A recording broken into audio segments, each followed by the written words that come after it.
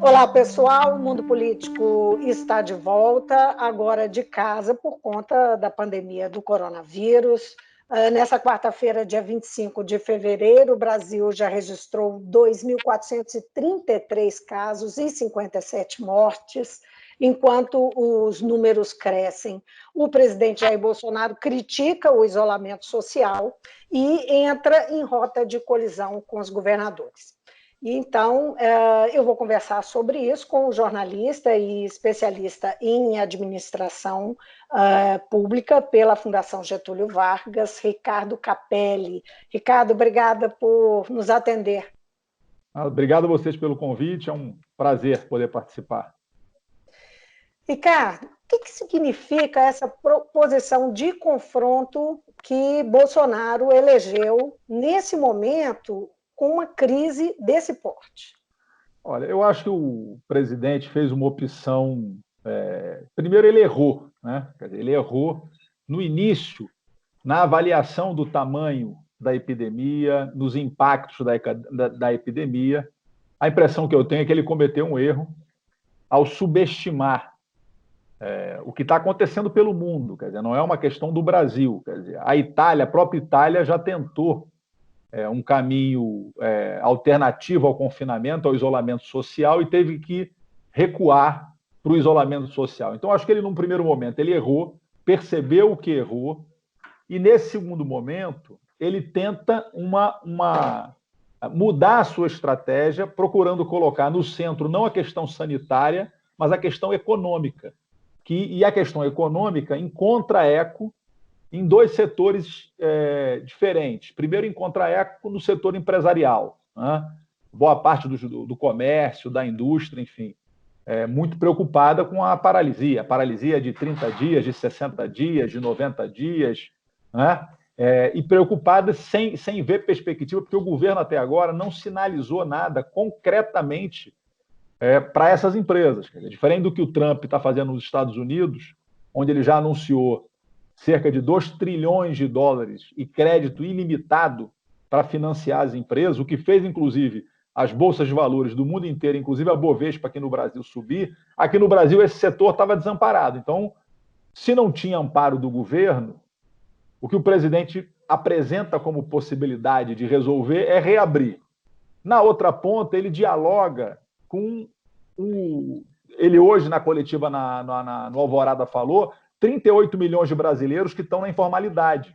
Quer dizer, quem está na informalidade começa a ver 15, 30, 60 dias. Quer dizer, como é que vai ser o sustento da família desses milhões de brasileiros? Então, ao tomar a atitude que tomou ontem à noite, o presidente uma atitude, na minha opinião, irresponsável, porque todos os especialistas, todos os sanitaristas, a Organização Mundial de Saúde está falando. Quer dizer, o mundo inteiro está em outra direção. Agora, Ricardo, só te interrompendo rapidamente para tentar entender quem é que está em torno do presidente dando apoio. Eu fiz referência aos governadores, 19 governadores se manifestaram contra a posição dele de uma forma bem clara, né? Outros tergiversaram, 2 só que são do PSL que mantiveram uma posição de apoio, mas a gente ouve a sociedade, as instituições, os representantes dos poderes se posicionando contra.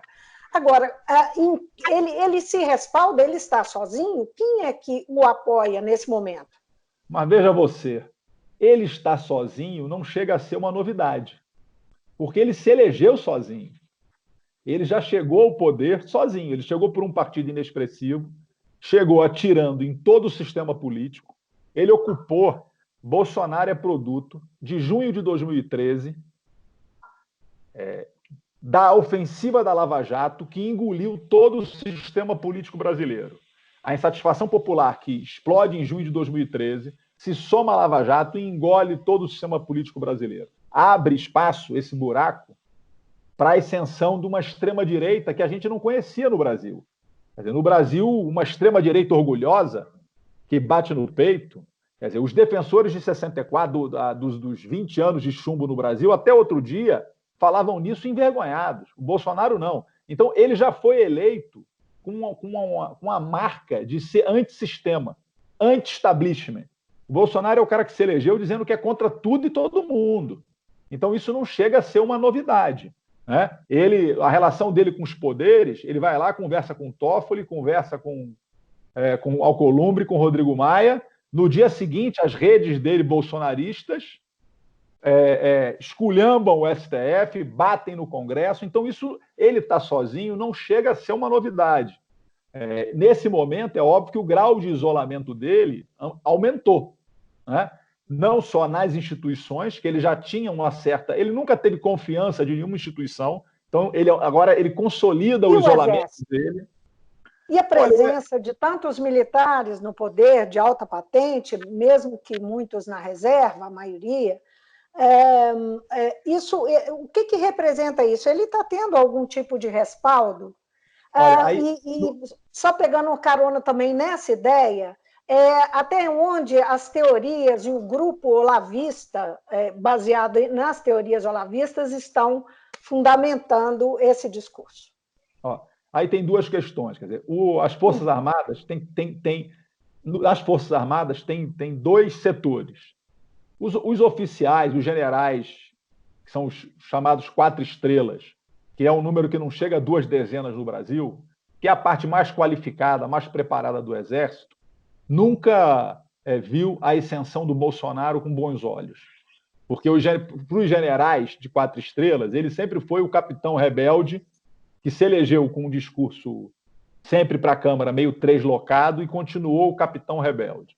Essa é uma questão. A outra questão que a gente não pode subestimar é a tropa.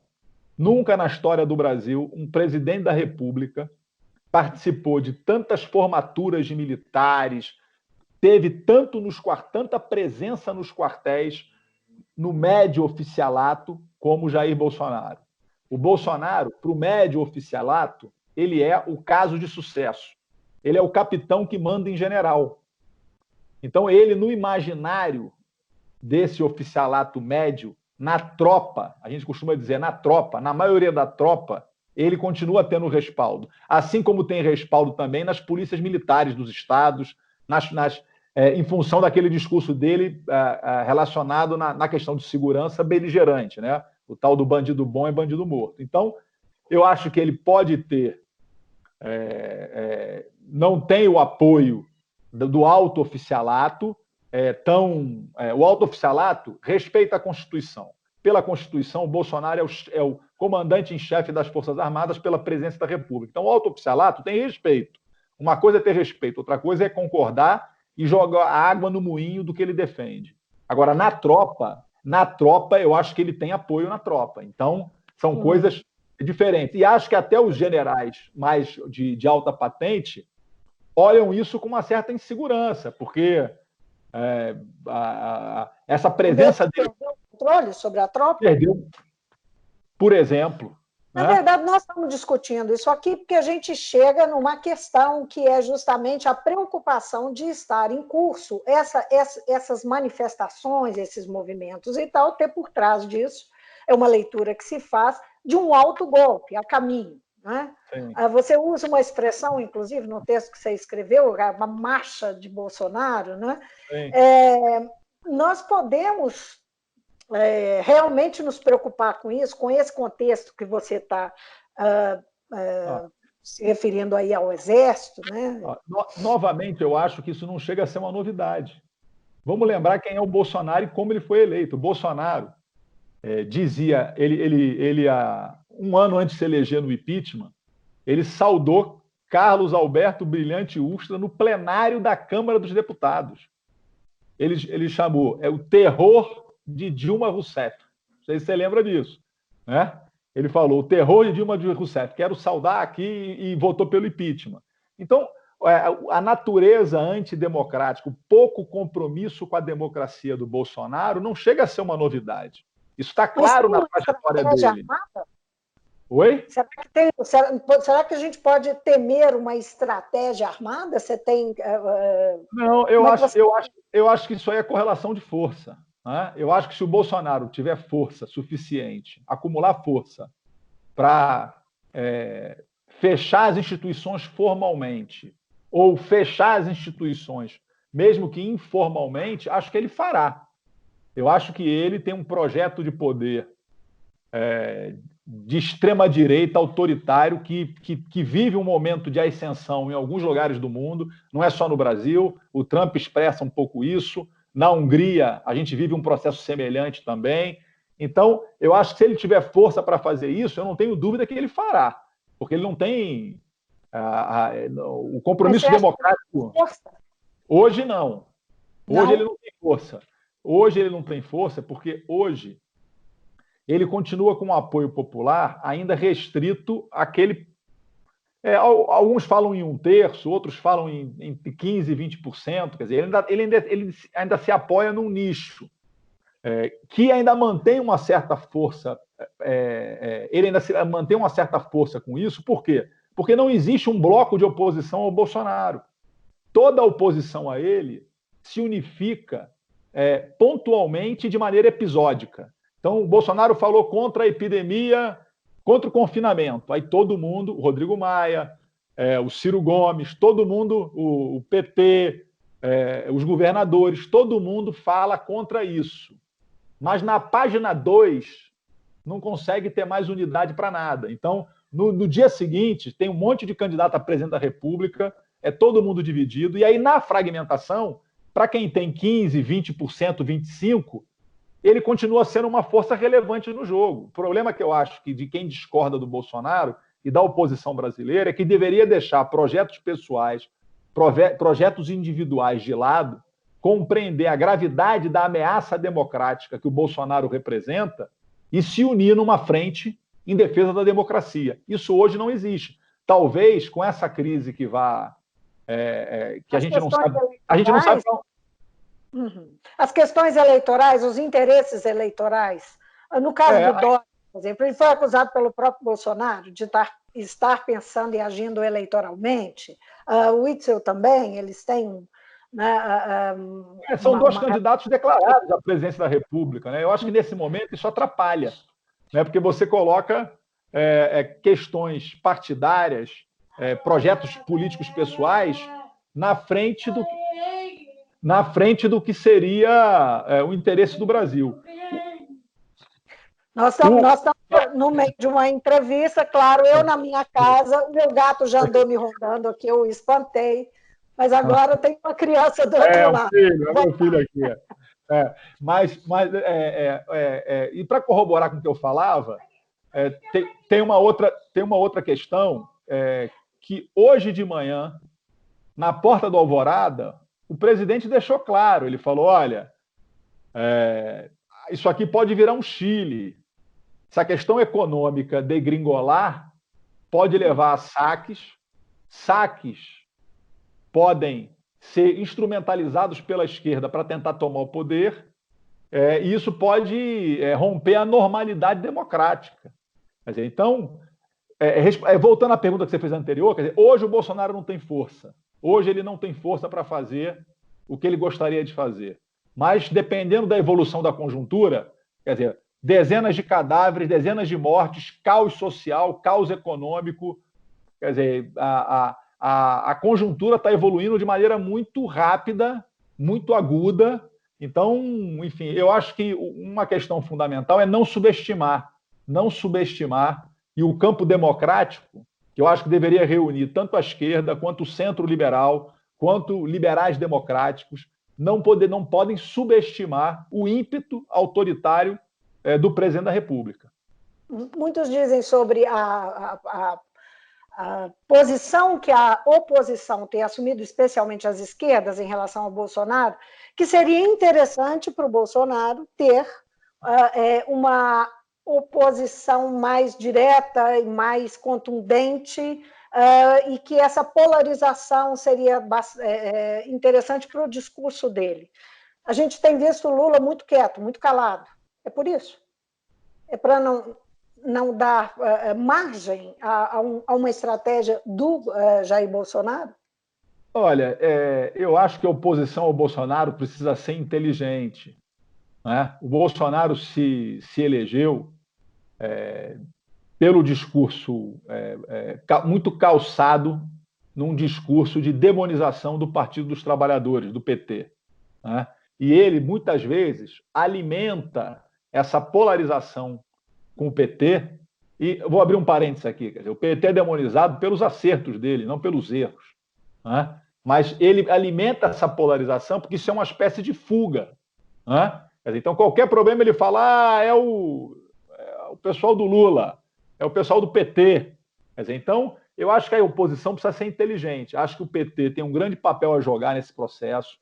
O Lula continua sendo a maior liderança popular do país.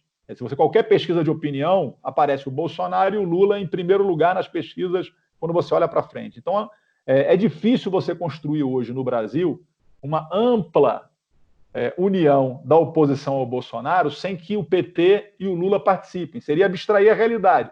O Lula, qualquer pesquisa, tem entre 35 e 40 milhões de votos. Então, como é que você vai abstrair isso? Mas acho que essa participação, tanto do Lula quanto do PT, precisam ser no sentido de ampliar.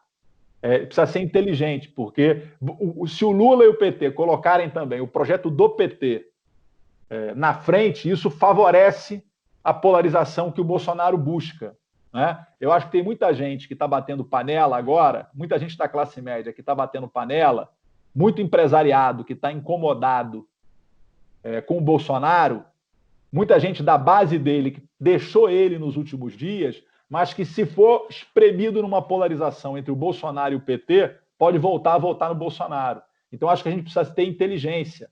Quer dizer, o Bolsonaro não é um adversário qualquer. A gente não está tratando com um adversário do campo democrático. Não é uma simples alternância de poder o que a gente está vivendo no Brasil. A gente está vivendo uma fratura, um risco de fratura na nossa trajetória democrática, e isso precisa ser levado a sério. Porque senão as pessoas gritam, o Bolsonaro é fascista. Eu ouço muita gente dizer isso, né? Bolsonaro é fascista. Ué, mas o que significa, se é verdade isso, o que significa dizer isso? E que consequência você tira a partir dessa constatação? Não adianta você dizer que o Bolsonaro é fascista e continuar agindo na oposição como você fazia oposição ao Lula, ou como você fazia oposição ao Fernando Henrique, ou ao Collor, ou ao Temer. Quer dizer, é outra natureza. Se ele tem essa natureza antidemocrática, a oposição a ele tem que ser feita também de forma mais inteligente, mais ampla, reunindo amplos setores. A gente não está no momento de definir é esse ou é aquele, né? Volto a dizer, acho que o Além Lula de partido, instituições também? Sim, é fundamental, né? Poderes, os outros poderes. O Bolsonaro, por exemplo, vive as turras com a OAB, né? Com a Ordem dos Advogados do Brasil, que é uma referência da luta democrática do país, né? Ele, toda vez que pode, ataca a OAB. Acho que a OAB, a ABI, as entidades da sociedade brasileira, na minha opinião, até mais do que os partidos nesse momento, mas as entidades que têm trajetória na defesa da democracia brasileira deveriam tomar a frente nesse momento. Porque você não pode acusar a OAB, a ABI e outras instituições de terem um projeto partidário, um projeto pessoal, né? Então, eu vejo por aí. Ricardo, muitíssimo obrigada pela conversa, né? Espero que a gente tenha outras oportunidades, né? Esse momento está sendo muito conturbado, mas, de fato, a gente está sendo obrigado também a ficar muito tempo em casa e trabalhar de casa, e eu espero que isso também crie oportunidades para a gente voltar a conversar, num momento tão sério, tão importante. Obrigada, viu? Ok, eu agradeço o convite e fico à disposição. Um abraço. Um abraço para você também. Até.